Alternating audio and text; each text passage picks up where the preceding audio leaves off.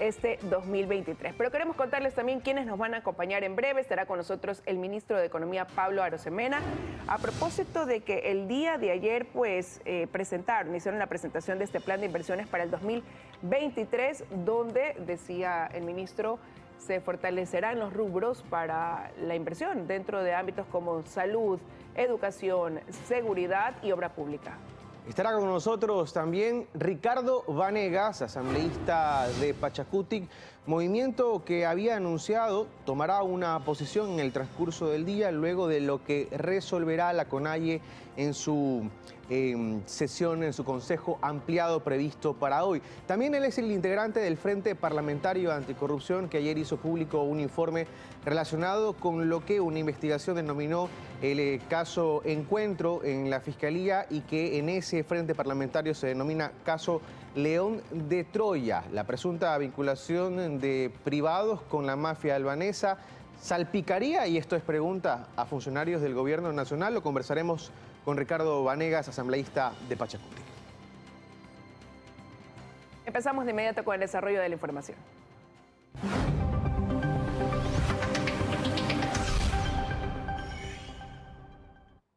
Empezamos contándole que durante una corta visita a Ecuador, el senador estadounidense Marco Rubio cumplió su agenda de trabajo.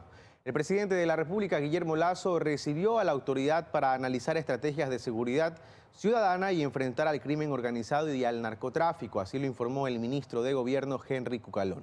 En la reunión también participaron el ministro de Defensa, Luis Lara, y el secretario de Seguridad Pública, Diego Ordóñez. Los puntos de acuerdo en la conversación giraron en torno a la democracia, libertad, igualdad de oportunidades y también a la prosperidad. Lo que vemos son fotografías de esta reunión que se efectuó ayer por la tarde y noche en la casa del presidente de la República aquí en San Borondón, desde donde despacha luego de haber sufrido una fractura en la pierna izquierda la semana pasada. Más temprano, Rubio arribó a Quito y fue recibido por Ivonne Baqui, embajadora de Ecuador en Estados Unidos, quien aseguró que su visita es una muestra patente de la relación estratégica entre Ecuador y Estados Unidos. Mientras que Marco Rubio dijo que su estadía en el país ha sido positiva y productiva y reiteró su intención de fortalecer los principios de democracia, libertad, prosperidad y seguridad en la región. Y además comentó que el gobierno de Guillermo Lasso está comprometido con esos propósitos, que existen grandes oportunidades en el país, aseguró. Es imposible hacer una sin la otra, es imposible tener prosperidad sin seguridad, es imposible tener seguridad sin el nivel de prosperidad. Y aquí existen gran oportunidades de lograr las dos cosas, que nuestros negocios puedan encontrar mercados acá. Pero eso es imposible si no hay seguridad, porque nadie va a querer invertir en un país donde tienen preocupación, obviamente, proveer el apoyo, equipo, entrenamiento, tecnología, lo demás, para que ellos puedan cumplir con esa misión, porque es una misión difícil. Estamos por demás agradecidos y apreciamos el apoyo que tiene Estados Unidos, representado por el senador Marco Rubio, a la estabilidad democrática del Ecuador. Los ministros de Economía, Obras Públicas y Energía anunciaron proyectos de inversión para el 2023. Se busca mejorar, aseguran, la red vial del país y aumentar la producción petrolera. Mientras continúa su recuperación posoperatoria, el presidente Guillermo Lasso despacha desde su casa en la vía San Borondón, en la provincia del Guayas. Este jueves se reunió con su equipo económico y por la tarde se anunciaron proyectos de inversión para este 2023. La inversión social este año será de alrededor de 15.000 millones de dólares, priorizándose la salud, las medicinas y la educación. El ministro Arosemena afirmó que se destinarán 600 millones de dólares más a los 400 previstos para el Ministerio de Transporte, que se usarán en vialidad. El ministro Darío Herrera anunció además que se ha aprobado la suscripción de los convenios para estudios de prefactibilidad en la construcción de 4 obras viales: la vía Guayaquil-Quito, la autopista Cuenca-Guayaquil, la vía Manta-Quevedo y la carretera Montecristi-La Cadena, cuyos estudios de prefactibilidad se suscribirán a partir del día 10 de marzo, que el presidente de la República termine su recuperación. Pero hay un quinto convenio que estaría por concretarse. Se trata del cruce Vial Sur o Quinto Puente, que vuelve a estar sobre la mesa. Estas 5 grandes obras pueden sumar entre 2.000 y 3.000 millones de dólares. Además, en marzo se lanzarían, bajo la modalidad de alianza público-privada, la contratación de estudios de prefactibilidad para 6 ejes viales: la carretera Bahía Cojimíes, la carretera El Descanso Gualaceo Paute, Loja Catamayo, Pifo Yedebaeza, Ambato Puyo y Ambato Babahoyo. En cuanto a seguridad, se aseguró que se invertirán 3.400 millones de dólares. Va para policías y su equipamiento, también para infraestructura de seguridad. Para mejorar la producción petrolera en el país también hubo anuncios. Se sacará a licitación el campo Sacha y el campo de Gas Amistad. Se rehabilitarán 500 pozos cerrados de Petroecuador y se mejorará la capacidad de la refinería Esmeraldas. Podrían significar una inversión de 6.000 millones de dólares. También se iniciarán negociaciones con Sinohidro para que se puedan hacer cargo de la planta Coca-Cola Sinclair. Se puede firmar el contrato de explotación para la mina Cascabel, que es una mina de cobre. Otras minas de oro y plata en Bolívar y Zamora Chinchipe también serán explotadas por la empresa privada de manera legal, aseguró el ministro.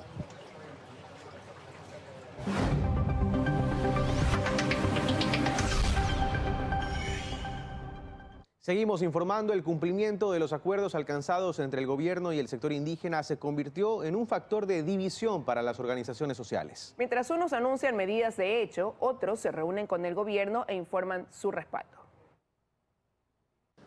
Un día antes de que la Confederación de Nacionalidades Indígenas, CONAIE, analice el cumplimiento de los 218 acuerdos firmados como resultado de las mesas temáticas de diálogo, el Ejecutivo, a través de su ministro de Gobierno, se reunió con representantes de varias organizaciones sociales. Cada 2 horas, líderes indígenas llegaron hasta estas instalaciones.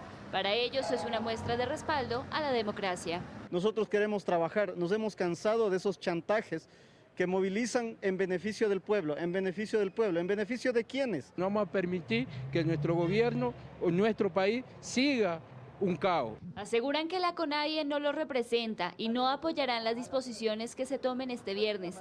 Por el contrario, dicen que en caso de que se den nuevas marchas, están listos para hacerles frente.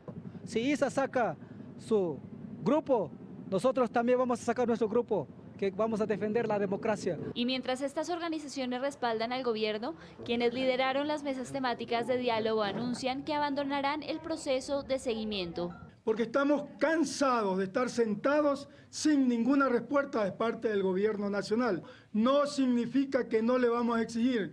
Los acuerdos están firmados y deben de ser cumplidos. Para ellos es claro que el diálogo fue una pérdida de tiempo, pues 4 meses después de que se firmaron los acuerdos, mencionan que son pocos los que se han ejecutado. Estamos ya dispuestos a salir sin la CONAIE, sin la FEINE, en caso de que ellos tomaran otra decisión. De acuerdo al Ministerio de Gobierno, de los 218 acuerdos, 48 se han cumplido, 153 están en fase de cumplimiento, 9 sufren un retraso, 6 requieren de la articulación de otras instituciones del Estado y 2 están en revisión. Intentamos entrevistar al ministro de Gobierno, Henry Cucalón, pero nos informaron que por cuestiones de agenda no sería posible. El Frente Parlamentario Anticorrupción presentó ayer su informe sobre el caso Encuentro. Su investigación concluye que el presidente de la República, Guillermo Lasso, conocía el informe policial que involucra a su gobierno con la mafia albanesa. El informe reveló que la presunta red de corrupción en las empresas públicas se habría iniciado en el gobierno de Rafael Correa. También que continuó con Lenín Moreno y permanecería en la administración actual del presidente Guillermo Lasso. Según el Frente Parlamentario Anticorrupción, 48 administradores de unidades de negocios de las principales empresas públicas provenían de los gobiernos de Correa y Moreno.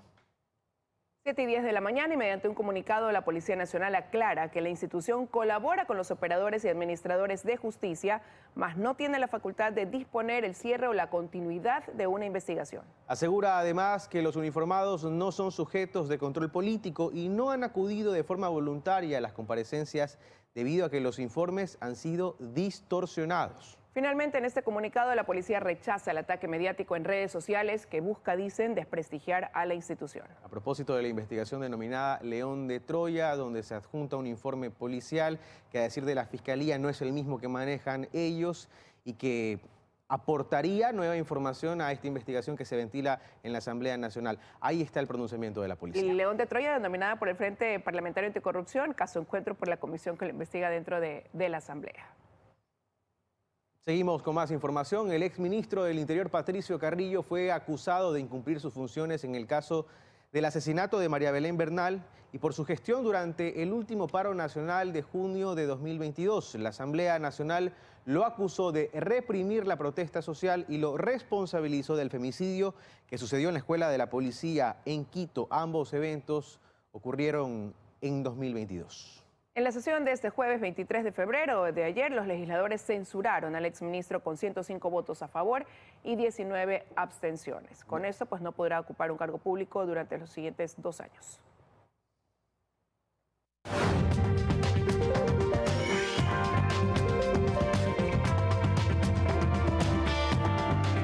Vamos a contarle lo que hay en agenda para el día de hoy, 24 de febrero. A las 8 de la mañana se realizará la inauguración de la tercera etapa del registro migratorio para ciudadanos venezolanos en la Defensoría Pública. También en la plataforma gubernamental sur a las 9 de la mañana se realizará el Consejo Ampliado de la CONAIE para revisar el cumplimiento de los acuerdos de las mesas temáticas. Esto en la Casa de la Cultura. Sí, a las 9 de la mañana también se llevará a cabo la reunión de revisión de protocolos de comunicación entre municipios debido a esta emergencia del volcán Cotopaxi. Lo harán también en la Secretaría de Seguridad, esto en el GAT de La Tacunga. A las 9:30 de la mañana se realizará la sesión de la Comisión de Niñez y Adolescencia para debatir y aprobar el informe no vinculante sobre la objeción parcial al proyecto de la Ley Orgánica Reformatoria a varios cuerpos legales para el fortalecimiento de las capacidades institucionales y la seguridad integral, presentada por el presidente de la República, Guillermo Lasso. Esto ocurrirá en la Asamblea Nacional. A las 10 de la mañana se va a realizar la ceremonia de graduación de los servidores policiales de la promoción 83, promoción de oficiales en línea de la Policía Nacional. Se llevará a cabo este evento en la Escuela Superior de Policía General Alberto Enríquez Gallo. Es la agenda de actividades previstas para este viernes. Vamos a ir a una pausa, 7:13 de la mañana, y enseguida regresamos con más. Siga con nosotros. Economía para todos. Amigos, bienvenidos. En el año 2022, el Ecuador exportó 32.700 millones de dólares, un récord absoluto. Nunca antes habíamos tenido exportaciones en este nivel en nuestra historia. De eso, el petróleo, que tuvo un año bueno, pero no extraordinario, son casi 12.000 millones de dólares, algo más de un tercio del total. La segunda exportación del país, ya por tercero o cuarto año consecutivo, es el camarón, que con más de 7.000 millones de dólares rompe todos los récords anteriores y es más del doble del banano, que se ha mantenido estancado en algo más de 3.000 millones de dólares anuales. Luego están las exportaciones no tradicionales, que son cientos de cosas distintas, pero que en su totalidad hacen más de 9.000 millones. El resto, que son las tradicionales, que no son ni petróleo, ni camarón, ni banano, suman 1.500 millones. Esta es la estructura exportadora del Ecuador actual, muy distinta a la que teníamos hace 20 años, donde el petróleo y el banano pesaban muchísimo más. Muchas gracias. Economía para todos. Para empezar el noticiero de la mañana, un café. Son las 7:27 de la mañana y a esta hora nos acompaña en el estudio el asambleísta Ricardo Vanegas, a quien le doy la bienvenida. Gracias por estar con nosotros. Buenos días. Gracias, Liz. Bueno, usted forma parte del Frente Parlamentario Anticorrupción al interior de la Asamblea, que ayer pues hizo público este informe que han denominado León de Troya, donde señalan que a través de lo que ustedes han investigado, el presidente Guillermo Lasso no tendría vínculos con esto que la comisión investiga a través del caso Encuentro, ¿no? La relación con actividad narcodelictiva ligada con la mafia albanesa. ¿En qué situación deja esto entonces lo que podría ser la sugerencia o recomendación de ir a un juicio político al presidente, llevar a un juicio político al presidente Guillermo Lasso por parte de la comisión? Yo creo que quienes hacen una investigación tienen que actuar de una manera muy técnica y muy objetiva. No se necesitan 40 días para leer un informe de 145 páginas. Eso es absurdo. Uno tiene que empezar revisando el contenido del informe y las conclusiones para ver dónde está lo que uno quiere realmente encontrar. Cuando ustedes leen el informe que acompañó la posta, en las conclusiones no hay ningún tipo de relación que vincule a Guillermo Lasso con la mafia albanesa, ni directa ni indirectamente. ¿Y entonces de dónde lo sacó la comisión? Porque eso ha sido lo que han ido esbozando durante estos días de trabajo. Esa ha sido la intención golpista que tienen algunos asambleístas, de querer buscar la manera de sacar a Lazo del gobierno. Pero uno tiene que actuar de una manera muy objetiva. La pasión, el corazón hay que dejarlo a un lado. Si usted analiza el informe que hace esta comisión, que no sé si es el mismo que está en la fiscalía, porque la fiscal dice que no es el mismo, pero si usted analiza ese informe, usted va a encontrar una cosa que es cierta. El día 13 de mayo del año 2021, la policía inicia un seguimiento a Víctor León de la empresa Osaka Fitch por la relación que tenía con el señor Cherres. ¿Por qué? Porque alguien les lanzó una pista de que podía haber un tráfico de drogas. Ahora, eso tiene una razón de ser, y por eso es que se llama el León de Troya que usted me está hablando, porque este señor León tiene una alerta roja en Estados Unidos y en Europa, porque ha participado en el tráfico de droga a través de mulas. Yo no entiendo cómo aquí él está caminando si debería estar preso y debería ser extraditado. Comienzan a hacer los seguimientos, interceptan los teléfonos y entre esos interceptan el teléfono de Cherres. Como Cherres llama a varias personas, interceptan el teléfono de Carrera. ¿Cuáles las llamadas que hay entre Cherres y Carrera? Solamente están hablando de recomendaciones para determinadas cosas. Entre eso es el ascenso del general Arauz. Y ahí lo vinculan a Arauz. Porque Arauz llama a Cherres. Recomendaciones en determinadas cosas que pudiera ser ligada quizás con lo que también se ha hablado de corrupción en las empresas públicas. Bueno, eso no se ve en las llamadas. Se ve que ellos recomiendan el ascenso de Arauz, que nunca se dio, y recomiendan algunos puestos en el sector público que hace Cherres a Carrera, que tampoco se ha concretado si esas cosas se dieron, salvo el caso de Manzano. Pero esta investigación que estaba en trámite, la comandante general el día 7 de julio va a ir con el señor Erazo, el coronel Erazo. La comandante general Tanya Varela. Tanya Varela, a visitar al presidente de la República y le hace conocer de que hay una investigación en curso. Obvio, el presidente no conocía del informe, porque no había ningún informe, pues. No se puede confundir lo que ayer se ha dicho, que el presidente conocía del informe. ¿Cuál informe? Si el día 7 de julio... de la investigación. Hubo un proceso de investigación que se había iniciado, que además la comandante general no tenía por qué informarle al presidente, porque cuando usted está en un proceso de investigación, tiene la calidad de reservado, y la policía nunca le dice a nadie de la investigación que está haciendo, pues, porque se supone que solo el fiscal es el que tiene que conocer. Ahora, ese proceso investigativo continuó. Quienes tenemos experiencia, porque somos criminólogos, sabemos que cuando la policía hace un proceso de investigación sobre un posible tráfico de drogas y luego que han escuchado un montón de cosas y han hecho un seguimiento y no logran encontrar que se hable de drogas o de dinero, van perdiendo el interés, porque seguramente la mafia albanesa ya con este grupo no logró llegar a concretar nada y buscó otro mecanismo para hacer su delito de tráfico. Y eso fue perdiendo poco a poco el interés. Pero ahí hay algo más escondido. Y está en el tema de que el señor general Ponce, por orden de la señora comandante general Varela, disuelve este grupo de investigación y lo sacan a Erazo y a su equipo y ponen a otro equipo. Pero argumentando ¿qué razón establecen dentro de esta decisión de disolver este grupo que había iniciado la investigación? Bueno, la policía siempre dice que es porque han cumplido ya los 2 años de servicio y tienen que mandarlos a otro lado. Pero en el fondo lo que se podría presumir es que en ese momento se estaban dando los ascensos de generales de la promoción de Arauz, que eran 5, y la señora comandante general Varela les puso la calificación más baja que se puede poner en la historia de la policía, creo que fue 10.2, entonces no ascendió ninguno de ellos. Y fue con el cuento al presidente Lazo algo que hizo el público, que habían narcogenerales. Lo dijo además el embajador de Estados Unidos. ¿Y esos narcogenerales quiénes eran? Los de esa promoción. ¿Por qué? Por la vinculación de Arauz en ese informe, cuando él no tenía nada que ver con el narco. Lo único que había hecho es llamar a Cherres para pedir que lo ayuden a ascender. Nada más. Ahora, ¿usted cree entonces que la Embajada de Estados Unidos dice y habla de narcogenerales dentro de la policía ecuatoriana basándose en lo que le dijo el general Tanya Varela, no con una investigación previa de ellos? Es lo que me dijo el general Arauz, con quien yo me reuní hace pocos días en la Asamblea Nacional y le pregunté sobre este tema, porque él me dijo, yo no he sabido nunca de esto, yo me acabo de enterar porque la Posta lo hizo público.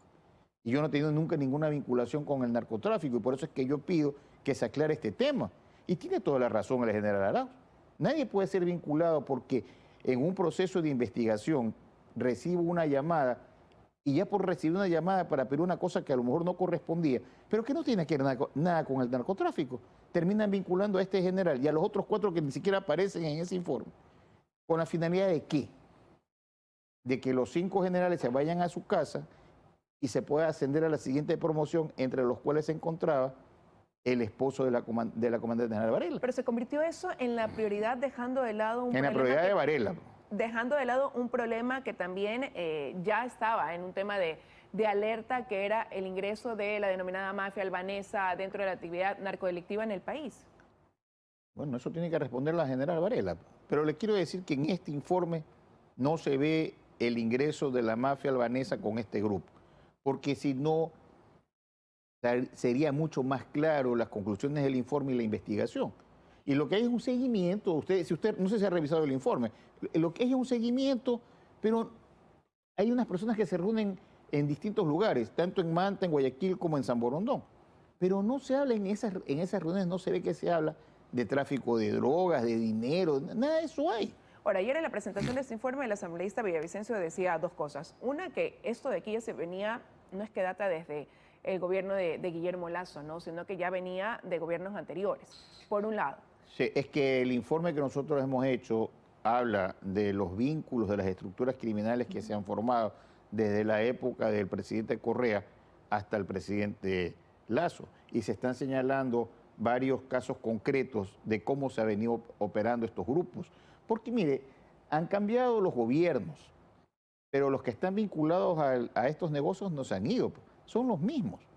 Y ahí se mencionan en forma detallada cómo se han ido estructurando en determinadas áreas los grupos que nosotros pedimos a la Fiscalía que se investigue. Además que hay una cosa que tampoco se ha prestado tanta atención.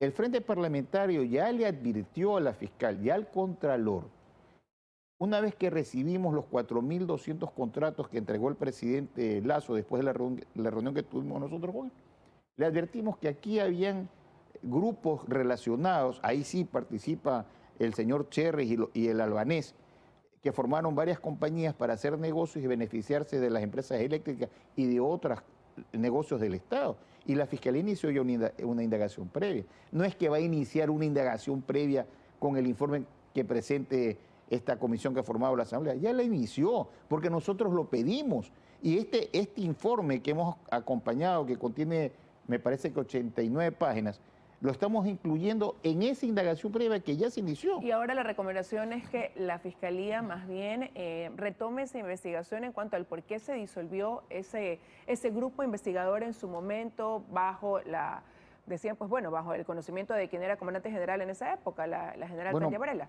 Pero es que, a ver, si yo le estoy contando la historia y eso es tan claro, hasta un ciego se da cuenta de esto. Claro, algunos políticos, yo no sé si serán tuertos o ciegos y no quieren ver lo evidente y quieren buscar otra cosa y quieren confundir. Una cosa es ser informado que se está investigando y otra cosa es conocer de un informe que todavía no estaba hecho. Pero es que y ahora el discurso va cambiando, sobre todo por parte de la comisión, ¿no? Primero decían esta relación que tenía el presidente o el gobierno con esta mafia albanesa. Ahora lo que señalan y dicen es, no, el presidente Guillermo Lasso conocía de esta investigación y tampoco hizo nada. Y por ahí tienen 8 días todavía para resolver. ¿Qué van a recomendar? Y todo apuntaba a este juicio político. ¿Usted cree que se mantengan en esa recomendación del Pleno de la Asamblea?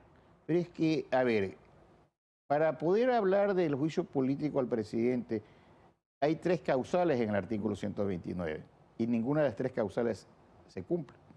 Porque si usted habla que es contra un delito de la seguridad del Estado, perdónenme, no hay ninguna vinculación directa con el narcotráfico, con el presidente. Y además la seguridad del Estado no es por el tráfico en esa vinculación. Hay otras cosas. Debería ponerse a estudiar derecho penal para saber qué es la seguridad del Estado. Yo no se lo voy a explicar. Y la segunda cosa, cohecho, concusión, peculado, eso tampoco existe. ¿De dónde van a sacar eso? Entonces, y la tercera cosa es genocidio. ¿Dónde está eso? Después de 8 días, ¿qué cree que va a decir entonces la comisión? Ellos pueden decir lo que ellos quieran, porque aquí no importa lo que la razón jurídica diga, sino la razón política. Y ellos tienen 70 votos, que sí los tienen, para decir que el presidente ha cometido la omisión y que por eso tiene que ir al juicio político. Y seguramente esa mayoría mandará a la Corte Constitucional, porque ese es el procedimiento previo, y la Corte les va a decir, señores, que ustedes no han leído la Constitución. Y no va a ser la primera vez que la Asamblea es llamada la atención por la Corte. Pero ¿y cómo queda la Asamblea con una resolución como esa? La mayoría de la Asamblea. Porque usted forma parte de esa Asamblea. Pero no soy parte de esa mayoría. Yo soy claro en esto. Nosotros hacemos investigaciones serias. No buscamos el protagonismo ni el escándalo. Porque uno tiene que saber. Mire, usted es periodista y aquí en el Ecuador hay periodistas y hay gente que sabe. Y por eso esas personas que saben, ¿qué es lo que dicen? Esta Asamblea no sabe nada. O sea, la comisión no hizo una investigación seria. La comisión lo que se ha hecho, se ha basado en un informe y ha sacado la conclusión, la comisión, de algo que no está en el informe, ni ha concluido el informe. Porque ahora veámoslo del tipo de vista jurídico. La fiscal va a la comisión y les dice, vean señores, este informe no es igual al que nosotros tenemos. ¿Qué les está diciendo? Que el documento que han entregado es falso. Y entonces uno puede cometer la falsedad ideológica o material. Y es necesario entrar a hacer una pericia de ese informe para saber si es igual al otro. El delito no lo comete la posta, porque la posta tiene reserva por la investigación. La posta hace una alerta. Pero el que usa ese documento sí puede cometer un delito. ¿Por qué? Porque está engañando, pues. Y eso hay que saber el derecho penal. Y luego, ellos hacen sus explicaciones, pero nunca dicen cuáles son las conclusiones. Por eso es que me vi forzado hace pocos días a decirles, vean, esto es lo que dice de conclusión este informe que han entregado en la comisión. Y en ninguna parte se habla de vínculos con el presidente ni con la droga. Y es más, en este informe y en la parte que yo leí, dice que este grupo albanés y todos los demás no han tenido nunca ningún contacto con el presidente Lasso. Eso es clarísimo. Entonces, ¿de qué estamos hablando? ¿Por qué no somos serios en decirle al país que el informe no dice nada? Y, como usted dice, ellos han cambiado el discurso. Nosotros no. Nosotros no. Quiero agradecerle, asambleísta, que nos haya acompañado esta mañana aquí en 24 Siempre horas. a su llamado, aquí estaré. Muchas gracias. Que tenga un buen día. Igualmente. Momento de irnos a una pausa, 7:41 de la mañana. Regresar estará con nosotros el ministro de Economía, Pablo Arosemena.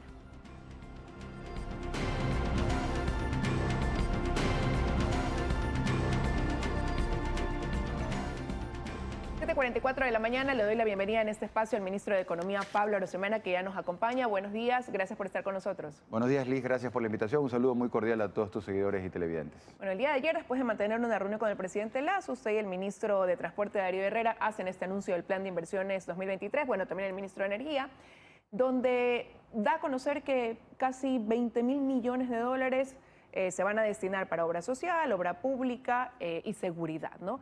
Pero empiezo preguntándole, ¿esto significa más de lo que se contempló en la proforma presupuestaria? ¿Es un incremento en todos estos rubros o quizás en algunos casos más bien reasignaciones? ¿Cómo queda ahí el presupuesto de aquí en adelante?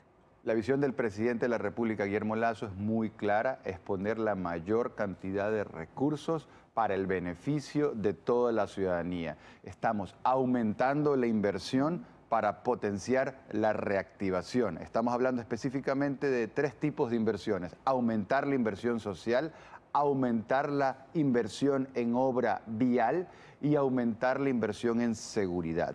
Entonces, el presupuesto general del Estado son alrededor de 31.500 millones de dólares y el 49% de ese presupuesto, digamos, la mitad es inversión social.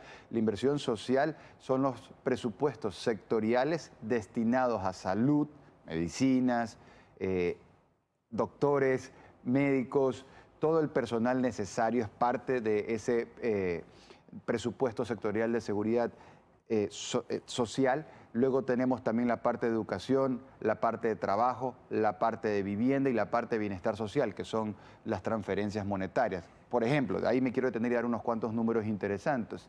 Antes del gobierno del presidente Guillermo Lasso, 3 de cada 10 familias en estrato social vulnerable recibían una cobertura social, es decir, una transferencia monetaria. Hablamos de bonos. Así es, 3 de cada 10 del estrato social más vulnerable, las personas que más necesitan una ayuda del gobierno, tan solo 3 de 10 recibían antes del presidente Guillermo Lasso. Con el presidente Guillermo Lasso, al día de hoy, con este presupuesto, ya están recibiendo 8 de cada 10 familias en estrato social vulnerable tienen esa cobertura social. Es decir, hemos más que duplicado la cobertura social y esto ha sido reconocido por el Fondo Monetario Internacional. Ahora, usted habla del Fondo Monetario, con este plan de inversiones, con esta cantidad, el financiamiento para eso, porque recuerdo la conversación del año pasado, usted decía, no vamos a tener la necesidad quizás de recurrir a un Fondo Monetario Internacional para un préstamo, pero ahora, ¿cómo se va a financiar? De acuerdo, entonces con mucho esfuerzo, producto del esfuerzo fiscal. En estos 20 primeros meses de gobierno, la visión del presidente Guillermo Lasso ha sido generar un orden fiscal, un espacio fiscal con un sentido de traducir ese orden fiscal en mayor inversión social. Si no ordenabas lo fiscal, no podías aumentar la inversión en lo social. Y es producto de ese orden que estamos destinando más recursos para el Frente Social, tal y como te lo comentaba. Para este año serán, para ese Frente Social, es decir, el presupuesto sectorial de salud, educación, trabajo, vivienda y bienestar social, 15.200 millones de dólares. Para un poco verlo en comparación, en administraciones de gobiernos anteriores, esa cifra había llegado a ser 12.000 millones de dólares al año. Nosotros estamos aumentando a 15.200 millones de dólares esa inversión social. Primera cosa. Segunda cosa, están los recursos destinados para seguridad. Tercera cosa, vialidad. ¿Cómo se financia? Y aquí viene la importancia de tener ese orden fiscal. Específicamente, hace un par de años, no yéndonos mucho atrás, el déficit fiscal, la diferencia entre la plata que ingresa al gobierno y la plata que se gastaba mucho más de lo que ingresaba y llegó a ser 7.7 puntos del Producto Interno Bruto. Más de 7.000 millones de dólares de plata que no existía, que había que buscar para cuadrar el presupuesto. El esfuerzo fiscal, el orden de la economía ha permitido bajar el déficit fiscal de menos 7.7 a menos 1.7. Es decir, esto es una brecha, ir cerrando esa brecha, cerrando ese cráter.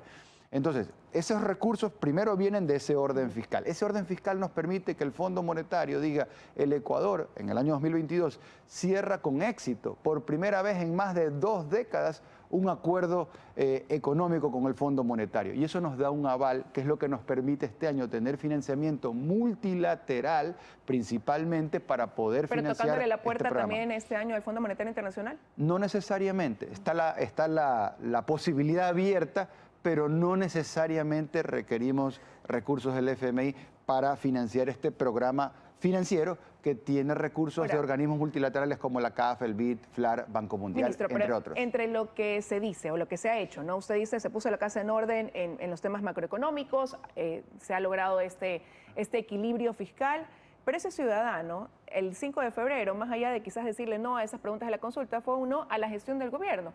Y usted acaba de decir, hemos aumentado la cantidad en ayuda social, en bonos, pero todavía sigue sintiendo la falta de medicinas, sigue sintiendo la falta de implementos con que cuente la policía para tener mayor seguridad, por citar ejemplos. No hay médicos. Entonces ahora escucho una cifra que suena bastante alta, pero dice, ¿cuándo se concreta o se materializa en obras?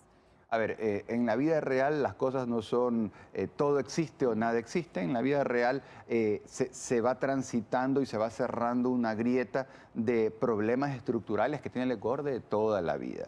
Entonces, justamente eso es lo que estamos enfrentando, porque los últimos 15 años lo que ha habido son déficit fiscal abultados. Lo que se ha tenido es un endeudamiento agresivo, y eso es lo que estamos cambiando. No solamente hemos bajado ese déficit fiscal, hemos bajado también el endeudamiento, las necesidades de financiamiento, y eso nos permite poner más recursos al servicio y beneficio de toda la ciudadanía. Entonces, en concreto, vialidad, son más de 1.000 millones de dólares para este año para obras públicas. Se tenían 400 millones de dólares, se aumentan 600 millones para un gran total de 1.000 millones de dólares en los próximos meses de inversión en obra pública que va directo a la vena de la reactivación. Y en ese caso el ministro puso hasta fechas, no ha hablado ya de fechas, de cómo se va a concretar. Correcto. Pero en los otros temas que yo le digo, sensibles, seguridad, todavía se espera. En algún momento el gobierno dijo, le vamos a asignar tantos recursos. los trámites burocráticos no permitían que esa plata se materialice. Sigue habiendo eso. Sí, yo puedo garantizarte a ti y a la ciudadanía que la disposición del presidente se está cumpliendo, y es que el 100% de lo presupuestado está siendo asignado progresivamente a cada una de las distintas carteras de Estado. El presupuesto sectorial de seguridad, donde no solamente está Policía Nacional, Ministerio del Interior, Ministerio de Defensa, el CIES, SNAI, ECU 911, riesgos, Policía Judicial, etcétera, todo el sectorial de seguridad supera los 3.400 millones de dólares. Eso incluye rubros como personal, aumentar el numérico de servidores policiales. En términos sencillos, hay un déficit de policías, faltan policías en el Ecuador. Eso no es que es la receta para combatir la inseguridad, no tiene un solo ingrediente, pero ese es un ingrediente muy importante, el tener más policías. De acuerdo a Naciones Unidas, se requieren 4 policías cada 1.000 habitantes, Ecuador tiene 2,5 policías cada 1.000 habitantes, es decir, en números absolutos tenemos 53.000 cuando deberíamos tener 80.000. El presidente ha dispuesto cerrar esa brecha con sentido de urgencia a razón de 10.000 nuevos policías por año en el 23, 24 y 25. Este año están entrando en el presupuesto 10.000 nuevos policías que van a fortalecer la seguridad. Policías con el equipamiento debido, por un lado, y por otro lado también recursos para infraestructura de seguridad. Ya específicamente en qué lo va a destinar la policía, son ellos los que lo definen. Planes, pero usted ayer decía 3.000 millones de dólares para seguridad, es decir, que las cifras son 3.400. Son 3.400. Como estaba en la proforma. Es un poco más, de hecho, es un poco más. Son un poco más de 3.400 millones de dólares. Entonces, estamos fortaleciendo obra vial, fortaleciendo inversión social, fortaleciendo la seguridad. ¿Y la salud? Y la salud es parte de la inversión social, donde estamos hablando de medicinas, donde estamos hablando de doctores. Por ejemplo, el presidente de la República en los últimos meses ha inaugurado 4 hospitales. Es importante que esos hospitales tengan el debido equipamiento, tengan el personal necesario. Entonces, todos los esfuerzos son para que ese gran esfuerzo fiscal sea sentido a nivel de la ciudadanía. Estamos poniendo todos los recursos porque escuchamos a la gente y priorizamos, eso es lo que ha definido el presidente, priorizar las necesidades más sentidas que tiene la gente, y el manejo ordenado de la economía es para el beneficio de la ciudadanía. Y hay quienes cuestionan después de ese anuncio por qué ahora y no antes. Quizás por qué ahora que el gobierno pasa por un momento difícil, un momento duro, se hacen sí estos anuncios y no tiempo atrás, cuando ya se venía hablando de haber puesto la casa en orden en materia, sobre todo económica y fiscal. Diría 2 cosas. Lo primero se siembra y después se cosecha. Entonces, el sembrar orden fiscal te permite cosechar inversión social.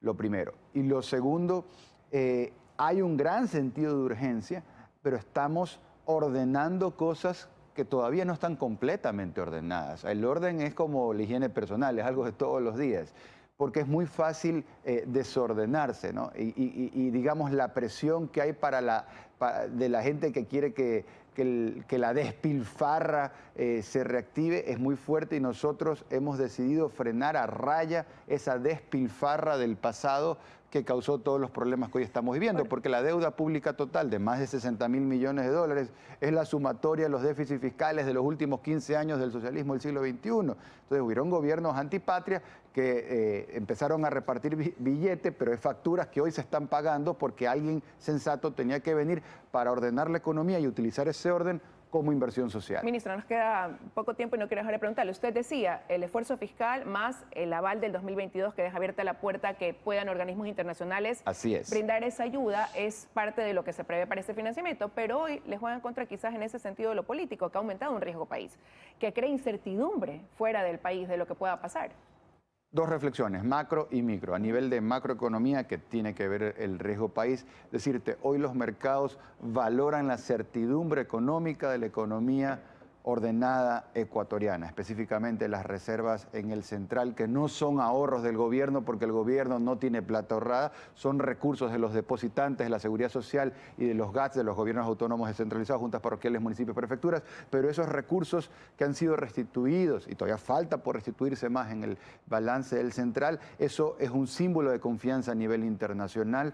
Asimismo, el tener una inflación la segunda más baja de la región, el tener la bajada del déficit fiscal, la bajada de las necesidades de financiamiento, la bajada del endeudamiento, todo eso da confianza, pero esa certidumbre económica contrasta con la incertidumbre política. Entonces, hoy lo que temen los mercados internacionales es que en el 25 en adelante tengamos una suerte de revival o eventual regreso de gobiernos irresponsables. Entonces, hoy los mercados te dicen, el gobierno está manejando bien la economía, pero mañana no sabemos. Por eso a todo el Ecuador le conviene tener estabilidad democrática, porque eso se traduce en beneficios económicos. Y a nivel microeconómico, no quiero dejar de mencionar que el año pasado, 2022, el Ecuador cerró con un nivel de ventas que batió todos los récords de la historia económica para la cual tenemos registros. Fueron más de 225 mil millones de dólares de ventas, porque las ventas son el pulso de la microeconomía. Lo que le interesa a la gente en la calle no es tanto el PIB, sino las ventas. Y las ventas superaron inclusive el prepandemia largo, ajustado por inflación y población. Las ventas el año pasado fueron más de 225 mil millones de dólares. La economía se divide en 20 sectores: comercio, industrias, turismo, construcción, agricultura, etcétera. De acuerdo al SRI, 20 de los 20 sectores crecieron el año pasado con respecto a años anteriores, ajustado por inflación. Y justamente este feriado carnaval que acabamos de pasar también se marcó un nuevo récord en el gasto turístico, en lo que el turismo interno generó. Fueron más de 94 millones de dólares, lo cual supera en alrededor de un 20% el prepandemia. Es decir, son síntomas de una reactivación que sigue cogiendo cada vez más fuerza, y eso es beneficio para toda la ciudadanía. Y la gente espera ahora, con este anuncio de este plan de inversión, sentir más seguridad, que redunde en educación, como usted lo ha dicho, en medicinas y en esa obra pública, que se materialice ese rubro. Gracias, ministro, por haber estado con nosotros esta mañana. Aquí estamos ya concluyendo 24 horas, amigos. Que tengan un excelente fin de semana. Ya vienen las noticias de la comunidad.